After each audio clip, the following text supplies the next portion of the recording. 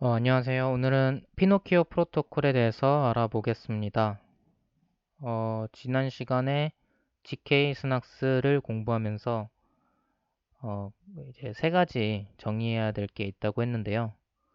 증명자와 검증자와 명제였습니다.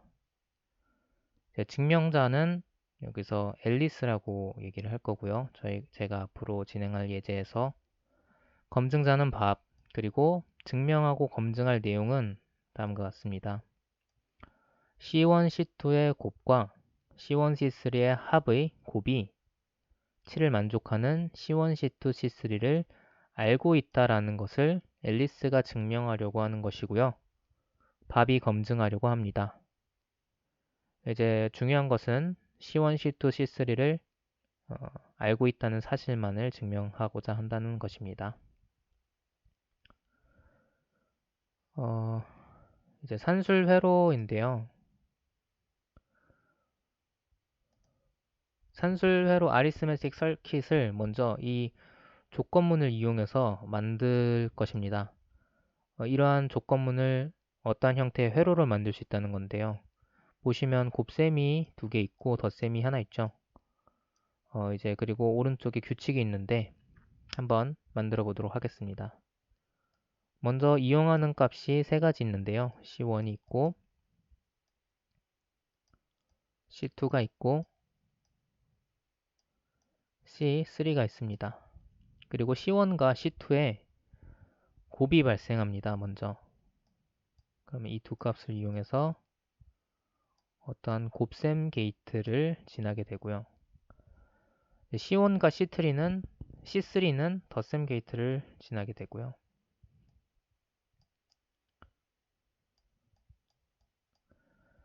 그리고 이 두 묶음된 두 값들의 곱이 또 발생하게 되죠.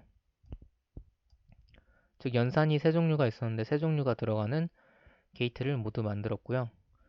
이제 이 값에 해당하는 선을 와이어링을 할 것입니다. 그러니까 C1에 해당하는 값이 곱하기 게이트에도 들어가고 덧셈 게이트에도 들어가는데 얘를 W1이라고 표현을 하겠습니다.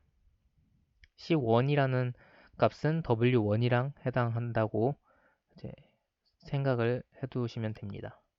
C2니까 W2, C3니까 W3가 됩니다. 그런 다음 마찬가지로 이제 W1과 W2가 곱해지고 나면 어떤 새로운 형태의 값이 생길 건데 그 값을 다시 넘버링을 해줍니다. 그리고 덧셈의 경우에도 새로운 값이 생길 건데 이것이 곱셈 게이트의 좌우변 이런 좌우 입력과 출력을 기준으로 이제 곱셈식을 만들 거거든요. 다항식을. 그래서 이 경우에는 W1, W3를 따로 넘버링을 하는 게 아니고 이제 그냥 W1, W3 이렇게 표현을 하고요. 이 곱셈의 결과에 해당하는 값에만 W5라고 넘버링을 합니다. 그리고 저희는 그리고 이 규칙을 한번 살펴보면 하나 이상의 게이트로 들어가는 선의 경우 이제 이 C1에서 나오는 선은 곱셈 게이트에도 들어가고 덧셈 게이트로 들어가는데 하나로 정의하게 되고요. 곱셈 게이트의 두 입력을 레프트, 라이트로 정의한다. 곱셈 게이트의 두 입력은 왼쪽과 오른쪽으로 정의될 수 있습니다. 덧셈 게이트에서 곱셈 게이트로 가는 출력, 덧셈 게이트에서 곱셈 게이트로 가는 출력은 덧셈 게이트의 두 입력으로 대신하게 됩니다. 이제 곱셈 게이트를 기준으로 식을 만들기 위해서입니다. 자, 그러면은 여기까지 그리고 그럼 곱셈 게이트에도 이름을 정해주자면 G1, 두 번째 곱셈 게이트를 G2라고 이름을 지어주겠습니다. 얘는 안 지어줄 거예요. 네, 안 지어줄 거고. 그리고 이 W1에서 W5까지 해당하는 값들이 있을 건데요. 그러니까 C1, C2, C3는 당연히 맞아야지 이제 되는 거고, 왜냐면 우리는 이거를 알고 있음을 증명하고 싶었던 거니까. 근데 이게 곱셈 게이트의 출력으로 나오는 요 값과 덧셈 게이트와 곱셈 게이트를 나와서 이제 이 첫 번째 곱셈 게이트의 출력과 곱해져서 생기는 이 W5까지, 그러니까 계산 중간중간 곱셈 게이트를 통해 만들어지는 출력까지도 이제 모두 일치하게 되면은 이 산술 회로를 똑같이 가지고 있다라고 봐도 되겠죠. 그래서 W1에서 W5까지가, 아니, 그러니까 다르게 얘기해서 C1과 C5가 이제 여기에서 말하는 리걸 어사이먼트가 됩니다. 적법한 뭐 할당값 이렇게 해석하시면 될 것 같고, 이제 그래서 C1에서 C5 요 값이 모두 맞다면 C1, C2, C3, W4, W5 값이 모두 맞다면 산술 회로를 이제 똑같은 산술 회로를 가진 것이다 라고 얘기할 수 있습니다. 그리고 이거는 이제 제가 그림을 그리려고 한 거고, 지우면 요 깔끔하게 나와 있는 것을 볼 거고요. 마찬가지로 W1, 2, 3, 4, 5, G1, G2 그리고 게이트 이거를 보면서 다음으로 넘어가겠습니다. 이제 제가 한 게 뭐냐면, 제가 한 게 조건문이 있었죠. 어떤 수학식이 있었고 결과가 7이었는데 그 식에서 C1, C2, C3를 알고 있음을 증명하기 위해 먼저 산술 회로로 바꿨고요. 산술 회로를 그래서 똑같은 산술 회로를 가지고 있다는 것을 C1, C5를 통해서 이제 알릴 수 있다라는 걸 했고요. 이제 그 사실을 그 C1, C5를 이용해서 이 만든 산술 회로를 이제 이 그림 상태로 뭔가 우리가 해볼 수는 없으니까 이거를 다항식으로 집합으로 바꿔볼 것입니다. 그러면서도 저희는 C1, C5를 알고 있으면 이 똑같은 세로를 가지고 있는 거다. 즉 똑같은 조건문을 가지고 있는 거다라는 것을 알리고 싶은 도구를 그대로 유지하고 싶은 겁니다. 근데 이 그림 상태로는 증명이 어렵기 때문에 다항식의 집합으로 바꿔보겠습니다. 자, 먼저 타겟 포인트를 설정하고, 타겟 포인트라는 건 저희가 목표로 하는 그냥 어떤 임의의 점을 설정을 할 거고요. 곱셈 게이트와 타겟 포인트를 매핑할 겁니다. 그런 다음 두 입력, 출력에 해당하는 선을 다항식으로 정의해야 할 것입니다. 이걸 순서대로 해보면 타겟 포인트를 저희는 1, 2로 이제 설정을 해보겠습니다. 그리고 이 곱셈 게이트 두 개랑 타겟 포인트를 매핑하는 작업에서 G1, G2를 얘랑 이 곱셈 게이트를 각각 1, 2로 이렇게 매핑을 하도록 하겠습니다. 다음 두 입력과 출력에 해당하는 선을 다항식으로 정의한다고 했는데요. 곱셈 게이트에서 두 입력이 있고 출력이 있지 않습니까? 이 왼쪽 입력에 해당하는 것을 L, left의 L을 따올 거고요. 오른쪽 입력을 right, 그리고 이제 출력을 O로 할 것입니다. 그리고 값의 종류가 와이어링 된 값의 종류가 5종류 있었죠. 그래서 C1, C5였는데 걔네마다 전부 다 왼쪽이 될 수도 있고 오른쪽이 될 수도 있고 아웃풋이 될 수도 있겠죠. 왜냐하면 예로 들어보면은 W4 같은 경우에는 이제 이 곱셈 게이트 두 번째 곱셈 게이트에서 보면은 왼쪽 입력이고 왼쪽에 그 첫 번째 곱셈 게이트에서 보면은 출력이잖아요. 이런 것처럼 이제 가능성이 5가지 있는 거죠. C5가 왼쪽 입력일 수도 있고 왼쪽 입력인 L5가 될 수도 있고 오른쪽 입력인 R5가 될 수도 있고 출력인 O5가 될 수도 있는 것입니다. 그러니까 가능한 모든 것을 선언을 해놓는다고 생각하시면 됩니다. 그런 다음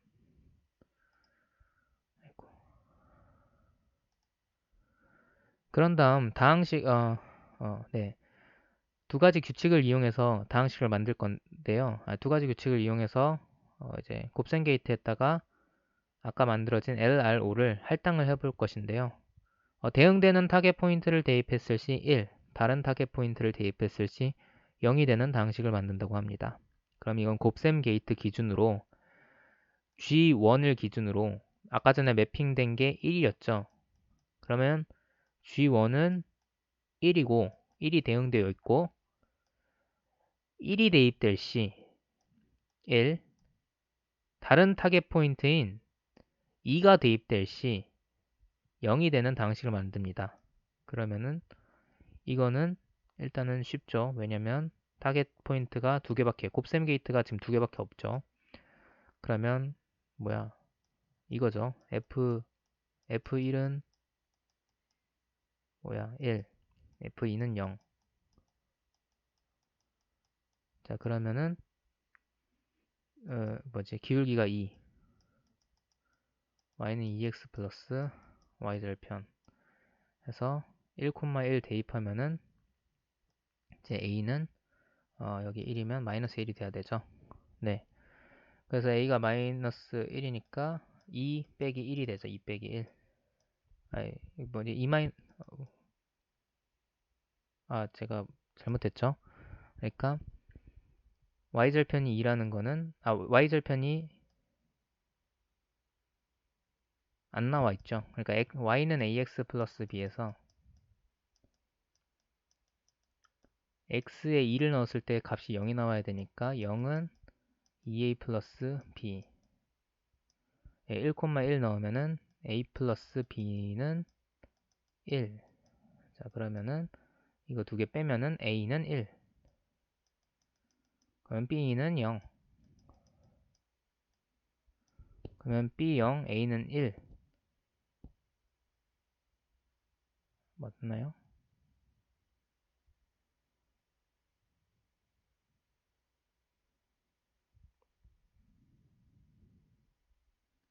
ax 플러스 1에서 a가 1이고 그럼 x 플러스 b인데 a 플러스 b가 1이니까 죄송합니다.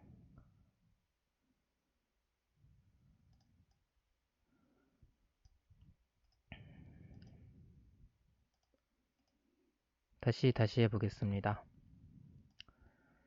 그 y는 두 점을 지나는 거니까요. y는 ax 플러스 b라고 하면 되고 이제 타겟 포인트인 F1을 넣으면 1, F1은 1, 여기 X에 1을 넣으면 Y가 1이 나와야 되고요. 그리고 다른 타겟 포인트인 2를 넣으면 그러니까 F2가 되면 이제 결과가 0이 나와야 됩니다. 그러니까 Y는 0, F에 2를 넣었으니까 2A 플러스 B고요. 자, 그러면 위에서 아래를 뺍니다. 그럼 1에서 0 빼면 1, A에서 2 빼면 마이너스 A. 그래서 A는 마이너스 1이 되고요. B 같은 경우에는 그러면 2가 돼야 되죠. 그래서 마이너스 x 플러스 2가 되죠. y는 마이너스 x 플러스 2. 그래서 이렇게 되죠. 이렇게 저는 지금 쉬운 이제 타겟 포인트 두 개만 가지고 하는 이렇게 쉬운 것도 했는데요. 여러 개의 곱셈 게이트가 되면 더 복잡해지는, 그러니까 조건문이 복잡해질수록 이게 더 복잡해지겠죠. 근데 아무튼 이런 식으로 특정 점에서 어떤 값이 나오는 것을 이용해서 식을 만듭니다. 그래서 곱셈 게이트 첫 번째에 해당하는 것은 E-X에 해당한다는 것을 알았고, 마찬가지로 이제 G2는 곱셈 게이트 2일 거고, G2는 2가 들어가면 1, 1이 들어가면 0이 나오는 이런 식을 만들어냅니다. 2가 들어가면 1, 1이 들어가면 0이 나오죠. 자, 그런 다음 G1에 해당하는 이제 입력, 출력 게이트들, G1에 해당하는 입력 게이트인 W1, W2, W4가 G1과 관련된 게이트죠. 그러면 W1인 지금 W1이 여기서 L1의 역할을 하죠. W2는 R2, 그리고 W4는 output 4 해가지고 요 세 선언되어 있던 아까 전에 L1에서 5까지 다 선언했잖아요. 그 중에서 일부를 이렇게 E-X라고 값을 넣어줍니다. 할당을 합니다. G2도 마찬가지로 이제 요 두 번째 게이트에 W4랑 W5 그리고 W1, W3가 이렇게 관련이 있죠. 이 곱셈 게이트에 해당하는 이 값들을 그러니까 L4, output 5, write 1, write 3 해가지고 x-1을 할당합니다. 이게 어떤 의미를 가지는지 이제부터 알아보겠습니다.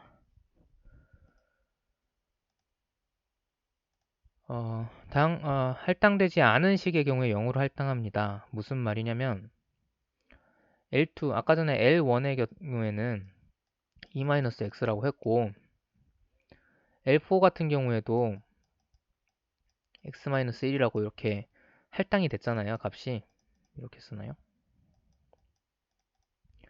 이런 이제 식이 할당이 됐는데 그렇다면 이제 L2, L3, L5 같은 것들 그러니까 W2가 이제 어떤 숫자의 왼쪽 입력으로 어떤 게이트의 왼쪽 입력으로 쓸 수도 있기 때문에 가정해놨던 L2, L3, L5 같은 건 어떻게 하냐? 이제 전부 다 0으로 선언합니다. 마찬가지로 R 중에서도 라이트 중에서도 이제 할당된 값이 없으면 0으로 선언하고 아웃풋 같은 경우에도 이제 할당된 게 없으면 0으로 숫자 0으로 선언합니다. 그리고 두 번째, LRO를 legal assigned와의 곱의 합으로 표현합니다. LRO를 이 legal assignment가 이제 적법한 C였죠. 적합한 C와의 LRO의 곱의 합으로 표현을 하게 됩니다. 그러면 네, 일단 그러면 어떤 식으로 되는 거냐? 이런 식으로 된다는 거죠. 플러스 땡땡땡 플러스 C5 L5 이런 식으로 이제 LRO라는 다항식이 구성이 된다는 게 완성이 된 것입니다. 자, 다음으로 이제 최종 다항식을 만들어 볼 건데요. 최종 다항식 P입니다. 그래서 P는 L 곱하기 R-5로 될 거고요. 정의를 할 거고요. 이것에 대한 직관적인 의미는 이 0을 만드는 다항식인데요. 뭔 소리냐면 이제 L이 레프트 인풋이었죠. 곱셈 게이트에. 그리고 R이 오른쪽 인풋이었죠. 그럼 두 수가 곱셈 게이트 지나면 곱해지죠. 곱셈 결과가 5인데 걔를 빼죠. 그러면 이제 곱셈 게이트 이렇게 있으면 이렇게 해서 이렇게 나오는 거였잖아요. 그래서 요거 두 개를 곱해서 그 결과가 원래 5인데 거기서 5를 뺀 거니까 0이 되는 것입니다. 직관적으로는 P는 0이 돼야 하는 다항식이다. 이렇게 알 수 있고 그 다음에 그거를 또 특징을 잡자면 모든 타겟 포인트에서 0이 되게 됩니다. 이거는 왜 그러냐면 이제 LRO에 지금 들어가 있는 실제 할당되어 있는 x-2니 e-x니 이거 아니죠. e-x니 아니면 x-1이니 이런 게 할당이 됐었잖아요. 특정한 LRO에는 말이죠.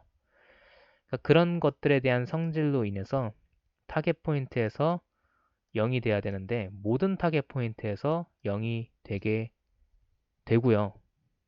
그것은 어쩔 때만 그렇게 되냐? 모든 어사인먼트들 C1에서 C5까지가 이제 적합할 때입니다. 그러니까 결국 말하면 산술 회로를 최종 다항식의 집합으로 바꾼 것뿐인 거죠. 산술 회로에서도 C1에서 C5까지가 맞으면은 이제 그 똑같은 산술 회로다라는 것을 보장할 수 있는 게 산술 회로였고, 근데 그러한 회로의 형태가 아닌 다항식의 집합으로서 모든 C1, C5가 맞다면은 이 다항식을 항상 만족해야 된다. 근데 어떤 성질을 만족해야 된다? 그 다항식이 타겟 포인트에서 0이 돼야 된다라는 것입니다. 자, 그럼 이거를 이제 좀 대충은 알아봤고 좀 정확하게 보게 되면은 이제 하나하나 다 써보겠습니다. L은 요거죠. 이렇게 L을 표현하죠. 이 L은 다 써볼게요. C1, L1 플러스 C2, L2 플러스 다 쓰려고 했는데 다 안 쓰겠습니다. 다 안 써도 될 것 같아요. C5, L5 그리고 이제 네, 일단은 그럼 다 써보겠습니다. R은 C1, R1 더 생략을 해서 C5, R5 뭐야?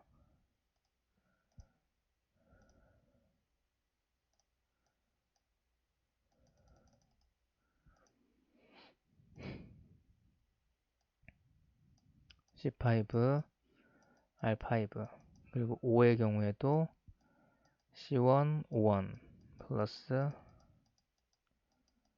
C5, 5,5입니다. 아휴, 제가 몸이 안 좋아서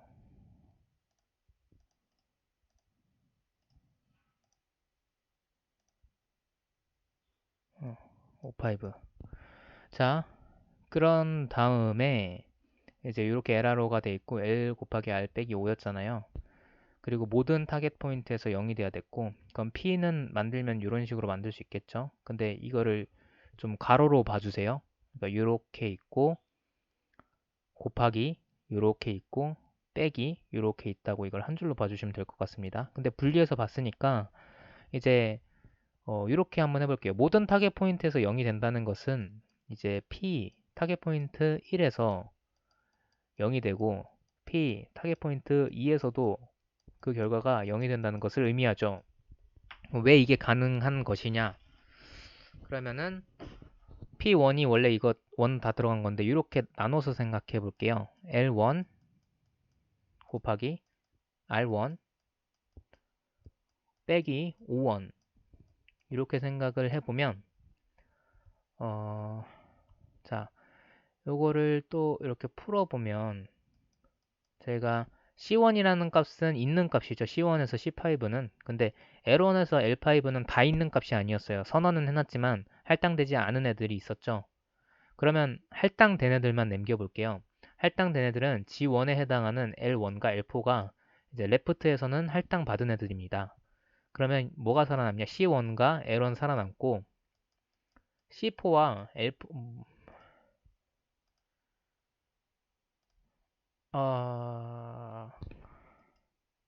네. C1과 L1이 살아남고 플러스 C4와 L4가 살아남게 되죠. 근데 왜 그러면 L2, L3, L5는 뭐냐 했는데 여기서 할당이 안 됐잖아요. 얘네 둘만 할당이 되고 할당되지 않은 애들은 다 0으로 한다 했죠. 그러니까 L에 해당하는 것 중에 L은 이렇게 되는 것입니다. 근데 L1은 뭐로 할당이 됐냐? E-X죠. 그러니까 C1에 E-X로 할당이 되고 C4는 X-1로 할당이 됩니다. 그럼 얘가 어떤 성질을 갖냐? 타겟 포인트에서 0이 된다고 했는데 타겟 포인트 1이 들어가면은 그러니까 이렇게 표현해 볼게요. L1이 되면은 왜냐면 x에 대한 이거 LX로 볼게요. x로 이제 치환하고 나서는 이렇게 LX로 보면 L1이 들어가게 되면은 C1이 살아남고 이 경우에는 C4가 0이랑 곱해지면서 없어지게 되죠. 여기 C입니다. 그래서 C1만 살아남게 되고 L2의 경우에는 어떠냐? 그거는 나중에 하고요. R1을 먼저 해보겠습니다. R1의 경우에는 R2, R1, R3가 할당돼 있죠. 그럼 어떻게 됐었냐? R2에 해당하는 애가 E-X니까 이제 C2 곱하기 R2인데 얘가 E-X. 그리고 R1이 이제 C1에 해당하는 값이었죠. 플러스 C1 X-1 플러스 C3 X-1입니다. 네, 이렇게 되면은 마찬가지로 R1이 들어갔을 때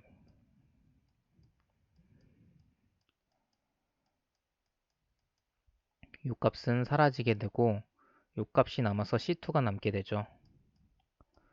자, 마지막으로 5의 경우에는 5포랑 5,5는 남는데 5포는 뭐냐면 C4 곱하기 5포죠. 5포는 근데 E-X죠.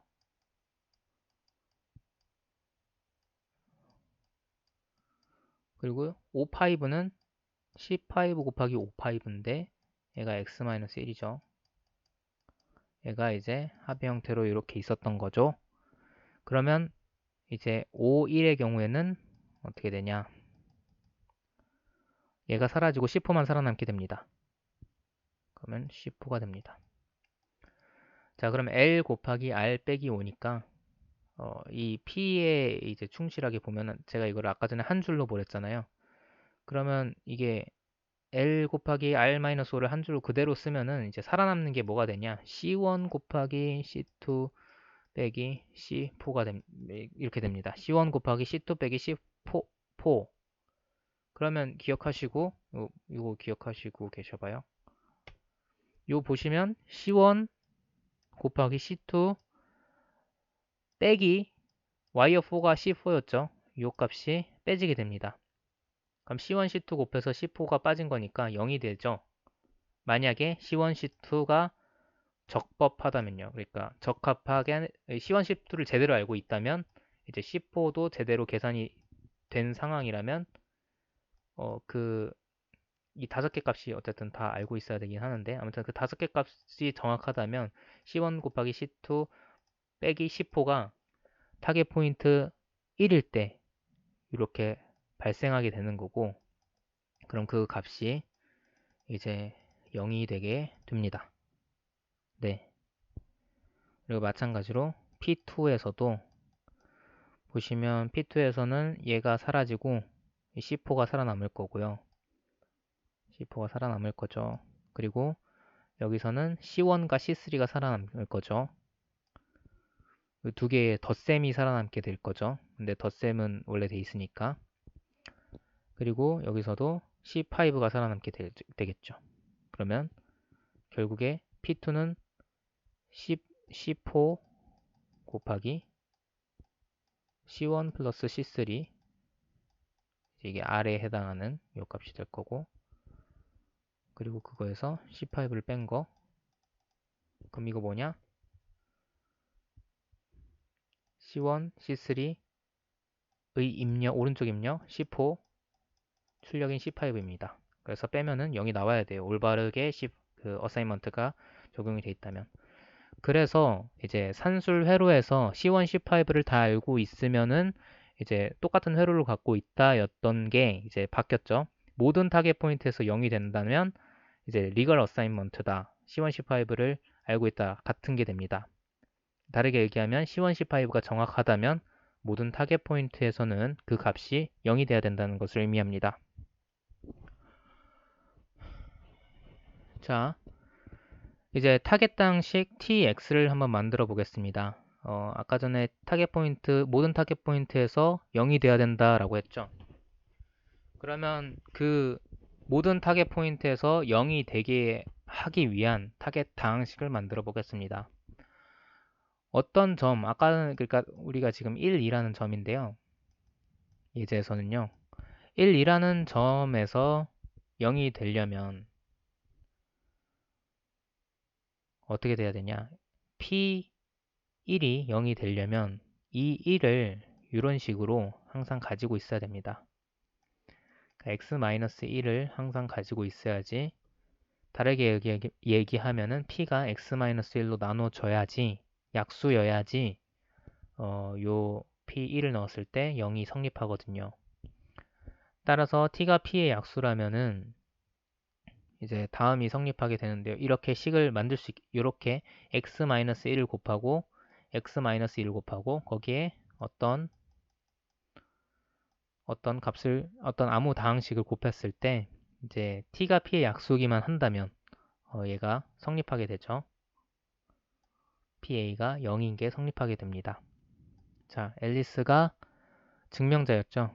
앨리스는 이제 QAP를 만족하는 어사이먼트를 알고 있음을 증명할 수 있는 수단이 생긴 것입니다. 바로 타겟 포인트를 0으로 타겟 다항식을 0으로 만드는 H를 만드는 것으로요. 자, 그러면 QAP 같은 경우에 문제는 뭐냐면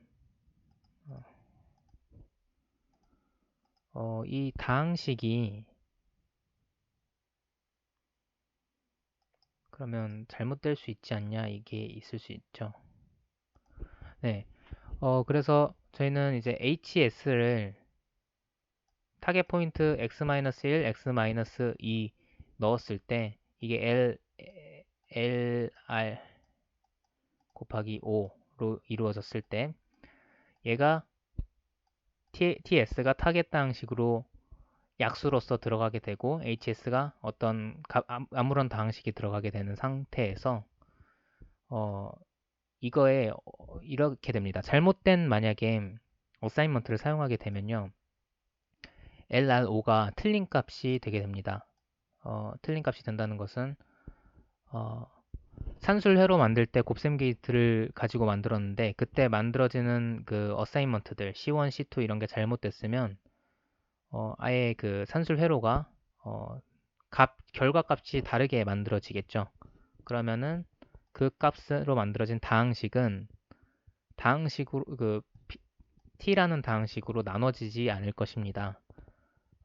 이렇게 나눠지지 않게 되면은 결국에는 만족하는 HS를 찾을 수 없다는 것을 의미하고요. 이렇게 되면 이 식이 결국에는 같아질 수 없게 되는 거죠. 자, 근데 그러면 이제 이 특정한 S에 대해서는 만족할 수 있지 않을까라는 문제를 또 생각해 볼 수 있는데요. 그러니까 이 S 같은 경우에는 밥이 임의로 정하는 S 값인데 얘를 우연히 있지 않을까라는 대답에는 이제 어떤 사람이 한 정리가 있습니다.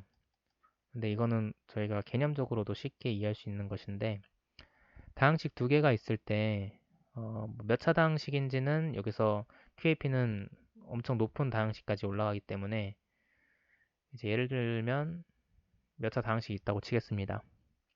그리고 또 다른 다항식이 이렇게 있다고 치겠습니다. 그러면 수많은 이제 FP라는 공간 안에서 저희가 진행할 건데 그럼 요 P개의 공간 안에서 이러한 그러니까 만나는 점이 어떤 특정한 점에서 만나는 경우는 굉장히 적습니다. 이건 이제 P가 늘어나면 늘어날수록 더 적은 것이고요. 우연히 어떤 한 값이 이렇게 만족할 수는 있겠지만 대부분의 점에서 틀린다는 점을 이용해서 네, 확률적으로 근데 매우 높은 확률적으로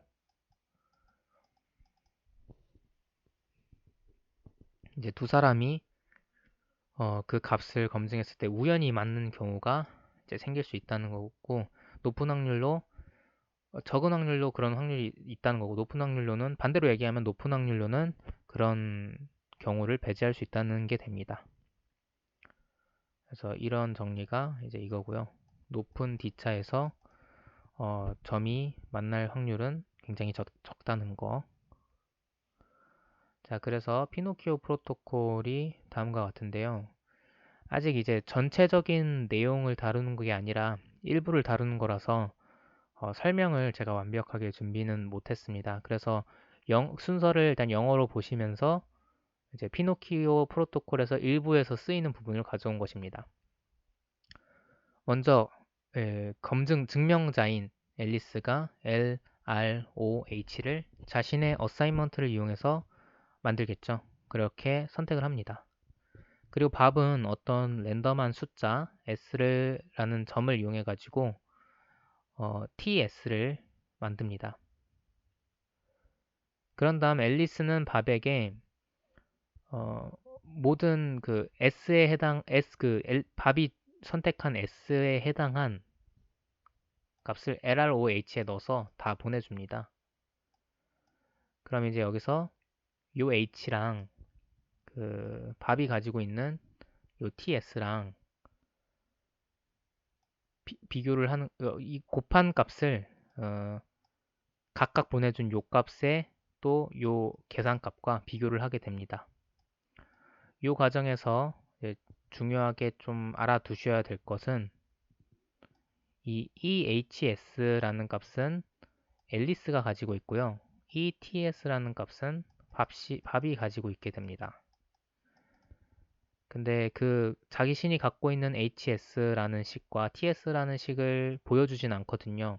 근데 이 값의 곱에 대한 결과를 알아서 이 두 값을 비교하는 것이 필요합니다. 그렇기 때문에 일단은 요 두 값을 서로 모른 채로 곱하는 게 필요하다는 거. 요게 제가 왜 알고 있으라고 하냐면 뒤에 이게 동영암호에 필요한 이유예요.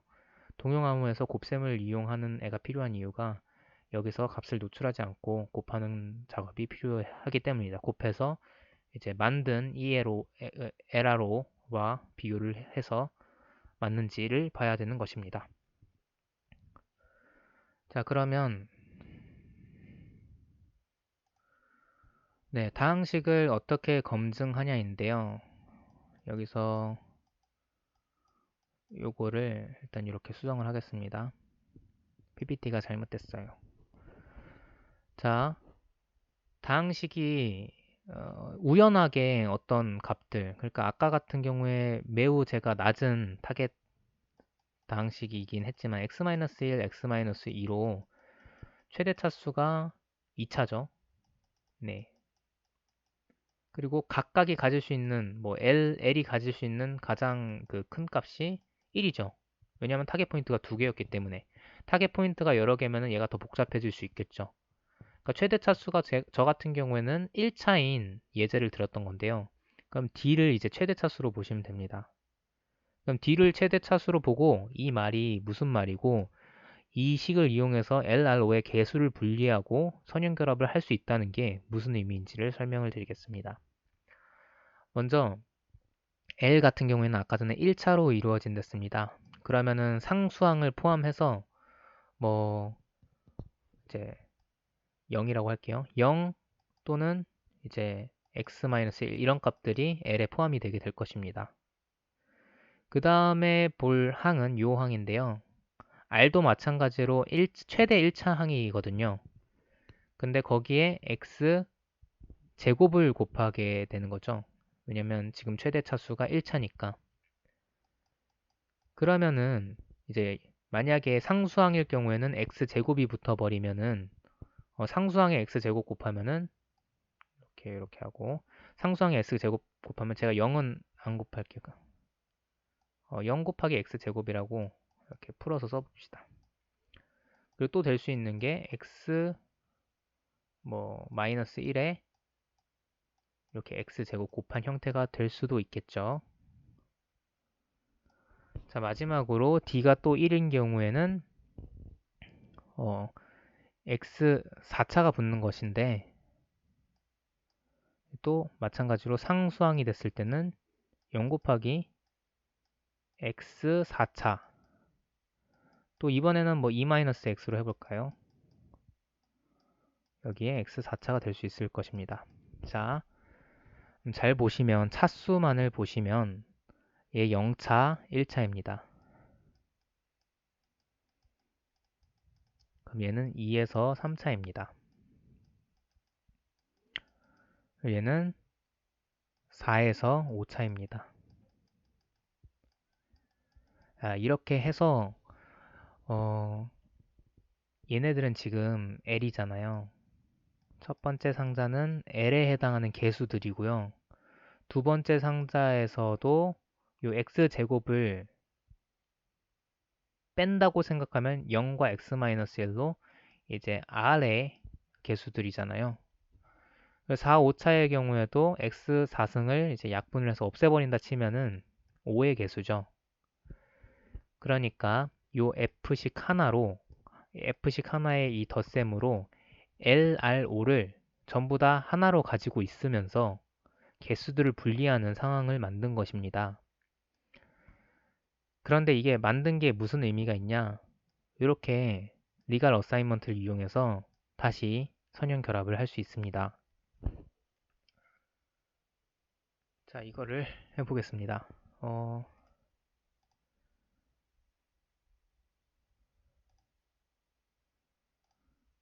그래서 C1, F1 플러스 간단하게 해볼게요. C5, F5고요. 이제 F1에서 이 값을 들어가게 되면 C1에 해당하는 값이 될 거고 아까 요 식이 여기 들어가게 되겠죠. 그러면은 먼저 L만 한번 생각해 볼게요. 요 C1이 L에 해당하는 차수에만 개수와 차수에만 이렇게 딱 분배 법칙이 됐다고 생각을 하면 C1, L1 이렇게 되겠죠. 이해가시죠? 얘는 그러니까 1차까지 가능한 거고요. 마찬가지로 이게 F1이고 F2, C2, F2 같은 경우에도 이렇게 되겠죠. 요거 2고요. 요것도 이렇게 해서 합치면 결국에 뭐가 되냐? L이 되겠죠. 그 다음에 네, 플러스 R이 되겠죠. R이 뭔 소리냐? R은 또 어떻게 되냐?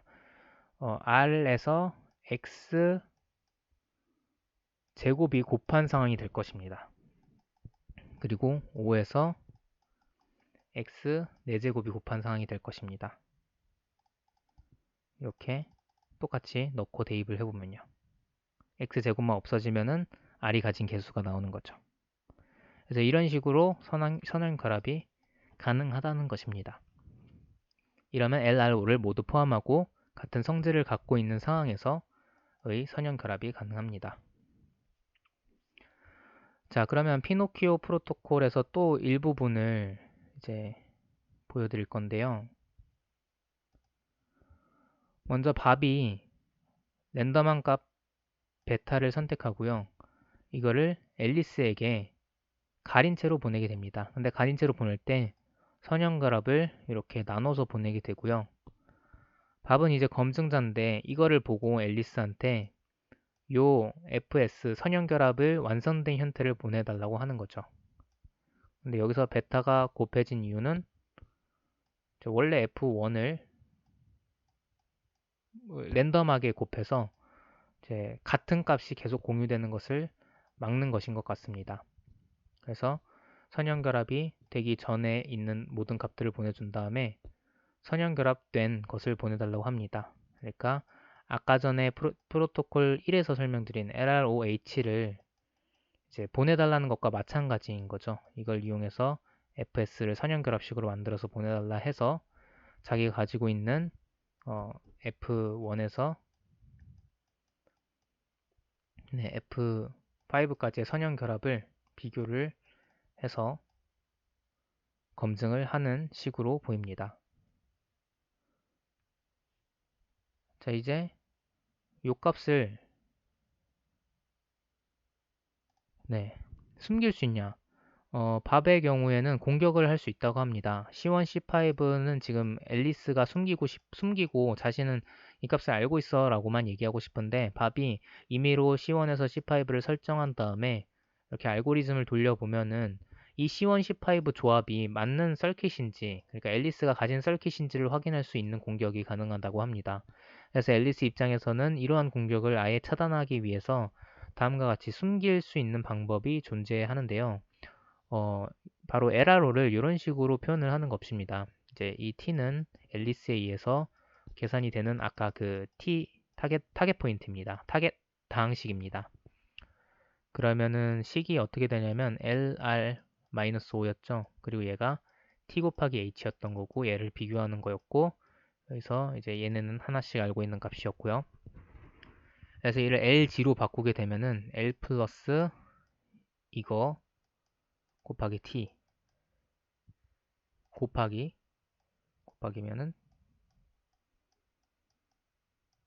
R 플러스 시그마죠. 시그마 2 곱하기 t 마이너스 5 플러스 시그마 3 곱하기 t.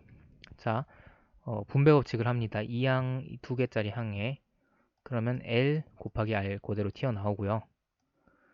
그리고 플러스 L 시그마 2t RC 플러스 R 시그마 2d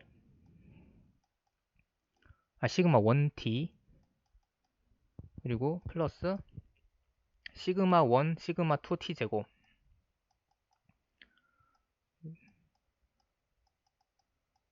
이렇게 되고 빼기 5 플러스 시그마 3입니다. 자, 이걸 잘 정리를 하면요.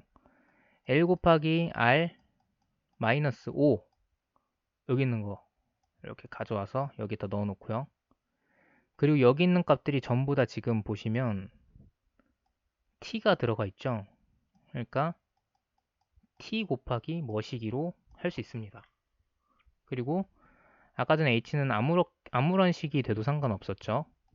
얘를 h를 통째로 보시면 됩니다. 그럼 이제 이 랜덤한 값과는 상관없이 이제 th가 성립하게 되는 것이고요. h를 그냥 통째로 보시면 타겟 다항식에서만 t를 만족하면 되니까 이런 값이 되게 됩니다. 자, 이게 공격 방식이 어떻게 이루어지는지는 정확하게 모르겠지만 이렇게 이 랜덤 값을 넣게 돼서 C1, C5를 이제 알 수 있는 방법을 차단하는 랜덤한 값을 이용해서 차단하는 방법이라고 합니다. 그래서 차단할 수 있는 이유는 이러한 값을 집어넣더라도 t 곱하기 h 형태를 만족할 수 있기 때문이고요. 뭐 공격하는 방법은 이 LRO를 만드는 과정을 공격하는 시기였을 것 같습니다. 그러니까 이 부분에 이 시그마를 넣는 것 같습니다. 자, 그래서 마지막 장인데요. PPT에 제가 다음 시간에는 해볼 것은 이제 동형암호를 공부를 하고 있는데요. HS와 TS가 아까 이렇게 곱해져야 됐었는데 HS는 앨리스로부터 계산된 거고 TS는 밥으로부터 계산된 거였습니다. 타겟으로부터. 그렇기 때문에 이 값을 곱하는 게 필요한데 사실 이 값을 알려줘도 안 되는 값이라서 암호화를 하게 됩니다. 근데 각각 암호화가 되는데 검증을 위해서는 이 값의 곱시 필요하거든요. 그래서 아까 강조드리긴 했는데 이 곱슬 하기 위해서 그러니까 이 피노키오 프로토콜을 위해서는 결국 곱셈을 할 수 있는 동형 암호가 필요한 것입니다. 따라서 지금은 이제 일립틱 커브를 ECC를 이용을 하고 있다고 하고요.